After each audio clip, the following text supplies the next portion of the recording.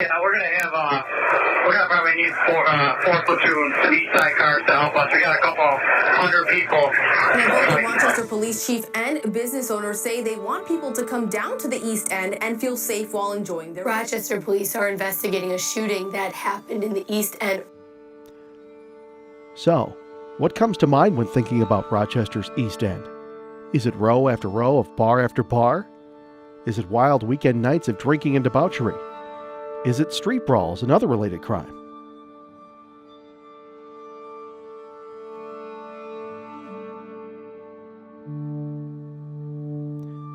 Well, a group of area business owners is looking to change that perception. Many are new to the area, and they all have different backgrounds. However, they have come together to work toward a common goal, turning the intersection of East Avenue and Alexander Street from an area known for its nightlife to a family-friendly region, welcoming and open for business at all hours of every day. This is their story. This is the story of East and Alex.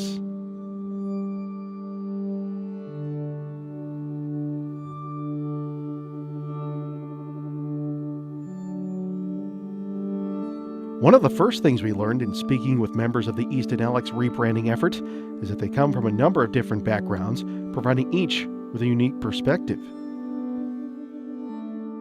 I'm born and raised Finger Lakes. Spent about 20 years outside of the area. Moved back about 3 years ago.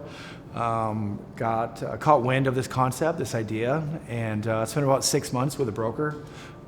We saw multiple spots in multiple locations in and around the city. Decided on this one, and just because of this entire area is coming through like a little bit of a renaissance, so I kind of got in cheap.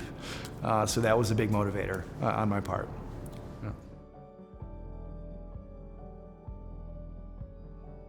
I've worked in bars, restaurants, and hospitality for over 26 years, in every role from barback to busser to bartender to multi-unit director. So spent my whole life at this.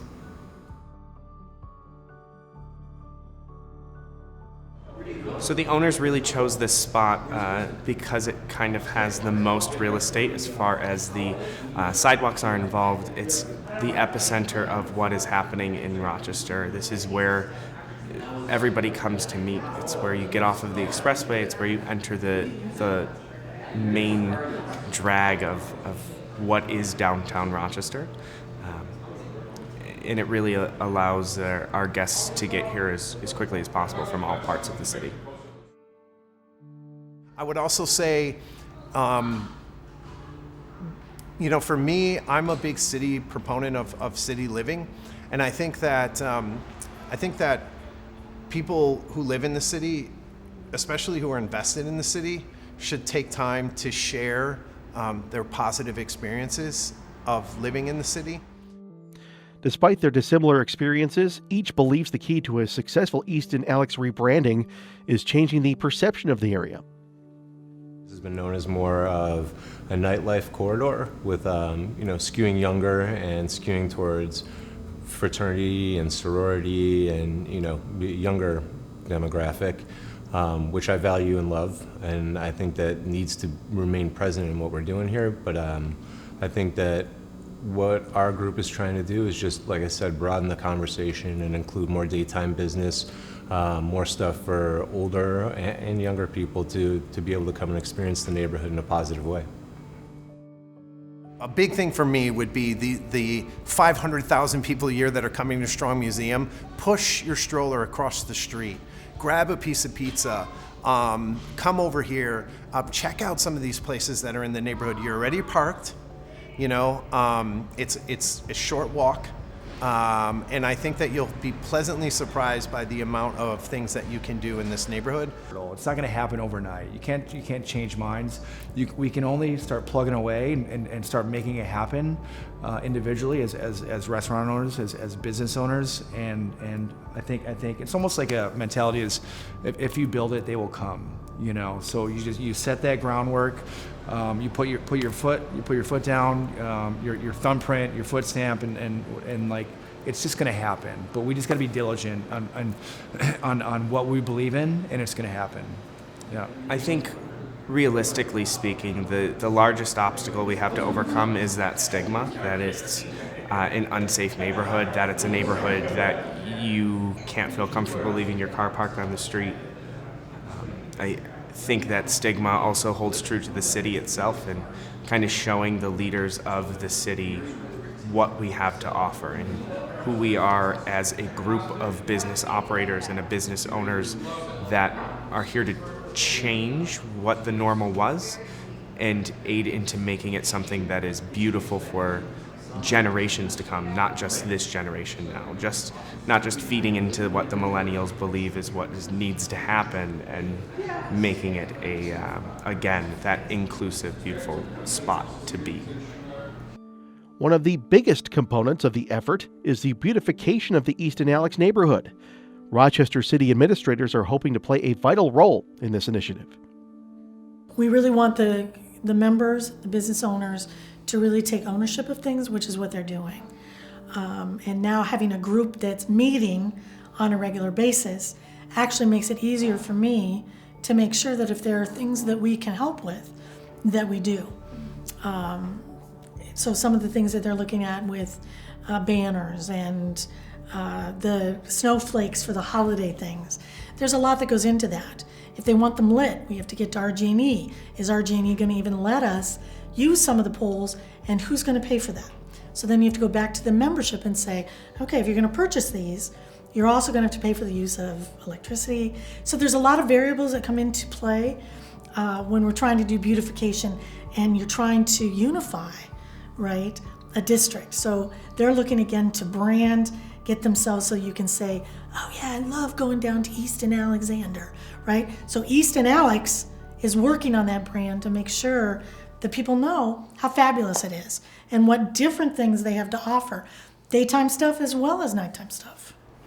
So I know the city has been involved in the meetings, and they've been very helpful, right? I mean, there's so much out there, grants and opportunities to create at least open lines of communication that they're willing to, you can pick up the phone, but if they don't, right? So they're there on the other end, they're participating. And I think that's great. I think some developers have showed up, that's really like, we're owners and they're like owners, right? They own what we think we own. And so having them on board really is significant. There's an immense amount of traffic that comes in and out of this area. It's a major artery in and out of Rochester. I don't even want to guess how many sets of eyes are coming through Easton Alex. So if we make it look pretty, that's going to kind of click in their head. Hey, we might go to City Grill. This looks nice down here. Especially during the holidays, whether it's Halloween or Thanksgiving, especially Christmas. So again, going back to that, you eat with your eyes first, and if we build it, they will come. As with any undertaking, the Easton Alex rebranding has hit a few bumps in the road. One of the roadblocks has been keeping all the business owners pulling in the same direction. It's difficult to get 12 or 15 or 30 businesses all thinking in the same direction. So to be able to identify common interests and draw together those people to make a common push together, that was not so much difficult, but just took a little bit of coordination and transparency with one another to say, hey, I have your interests. I definitely would appreciate it if you would have ours too. That was a little bit of coordinating, but other stuff like there's a learning curve and trying to understand how to deal with the city to be able to open up opportunities to improve the neighborhood and strengthen our unification as a team to get stuff done over here. Like I said, not necessarily an obstacle, but just a different world than maybe people who are used to pouring drinks and cooking food are used to navigating. So, another obstacle that was repeatedly pointed out is the presence of Substance Abuse Rehabilitation Center Huther Doyle, right in the heart of the neighborhood. Many business owners complain about the loitering and constant cigarette smoking, but others feel the center can be incorporated successfully into their vision for the area. I talked about the Huther Doyle people. Some of the problem that they have is they spread out and they lean on buildings and they smoke cigarettes and they toss their cigarettes. Well, what if we created a nice space for them that they could man and they could take some pride in, and now we have a place that's thoughtful and includes them? What if we What if we are thoughtful about the community and the neighborhood, and we start to think of better ways for crossing the street, as an example, right? But again, as a city, right, if we're really going to look at being an urban city, then you got to have those kind of services available. And so having them there on East Avenue is one of those things that, yeah, I know there's some challenges, but it also is very accessible, right, for people that really need the services. So that's where you need to find that balance of how do we do the day stuff that may not actually, you know, almost accent, right, some of the businesses that are down there. But that's what makes urban living so exciting, is you turn the corner and you've got a cereal bar, 2 of them now, right, for different, or you can throw axes, right? So there's all this variety of different things. To have a non-for-profit mixed in there, I think, again, helps the health of the entire district. Because if you're all one thing, then you're only gonna be able to cater to one set of population. But if you're a variety of things, and you have, because I think one of them that's moved in, right, is a employment agency has kind of stepped in there to do some things. Again, having those mixed in makes us truly urban, and it makes us truly looking at the city from a lot of different views so that we can thrive. As for the future of Easton, Alex, opinions may vary, but there is a common theme running through each member's take on this rebranding initiative. We have to create things that change people's feeling about it. If we want the dialogue to change, if we want the way that we're perceived to be different than what it's been in the past, we have to present tangible results. And when people are saying, hey, love the changes on Easton, Alex, hey, really had a great time down there after we went to the Strong, hey, had dinner and bounced to 3 or 4 spots and just really enjoyed it. And by the way, it was a Wednesday instead of just a Saturday. Those are the kinds of things that I'm looking for, and I know that we're capable of. So when it comes to saying what's it going to be in 10 years from now, I'm more excited about what's it going to be in 6 months. I'm more excited about what's it going to be next winter. What are the lights going to look like next winter? Will the city give us our own little winter festival down here? Do we have enough passion to make those things happen? You know, we have some really strong people on this committee. We have some really strong people that operate businesses down here that are unstoppable. It's creative, but it's also thoughtful. It's safe. We're creating a safe environment for people now, right?